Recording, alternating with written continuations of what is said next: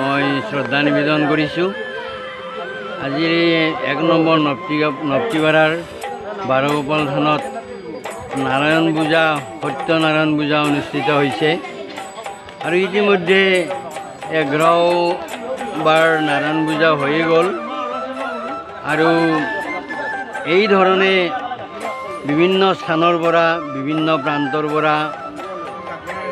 মানুহৰ সমাগম হয় এই অনুষ্ঠানত আৰু মানে নাৰায়ণ পূজা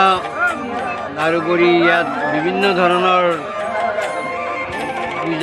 পূজা পাৰ্বণ বা হোম যজ্ঞ আদি আৰম্ভ হয় আৰু বিশেষকৈ মাঘৰ মাহৰ 26 তাৰিখে ইয়াত বহু ভক্তৰ সমাৱেশ হয়। বিভিন্ন প্ৰান্তৰ পৰাই ভকতসকলৰ আগমন হয় আৰু সেইদিনা এটা উল্লেখযোগ্য অনুষ্ঠান হিচাপে ধৰা দিয়ে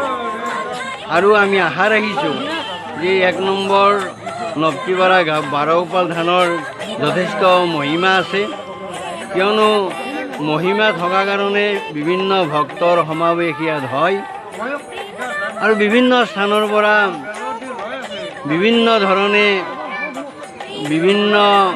মনৰ কামনা বাসনা পূৰ্ণ হয় বুলি আমি গম পাইছোঁ আৰু ইয়াত এটা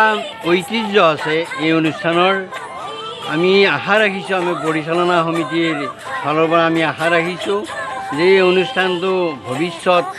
এটা ডাঙৰ অনুষ্ঠান হিচাপে ধৰা দিব আৰু উঠি অহা নৱপ্ৰজন্মৰ কাৰণে এইটো এটা শুভ সংবাদ বুলি ক'ব পাৰি, কিয়নো যে আজি সমাজখন উন্নতি কৰিবলৈ হ'লে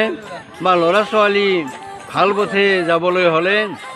আধ্যাত্মিক লাইনৰ যথেষ্ট দৰকাৰ।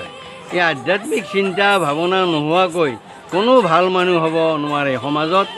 গতিকে আমি আশা ৰাখিছোঁ এই বাৰগোপাল থানৰ জৰিয়তে অহা নৱপ্ৰজন্ম নিশ্চয় দোপতদোপে আগবাঢ়ি যাব, বিভিন্ন ক্ষেত্ৰত বা অলৰাউণ্ড ডেভেলপমেণ্টৰ ক্ষেত্ৰতো আগবাঢ়িব বুলি আমি আশা ৰাখিছোঁ।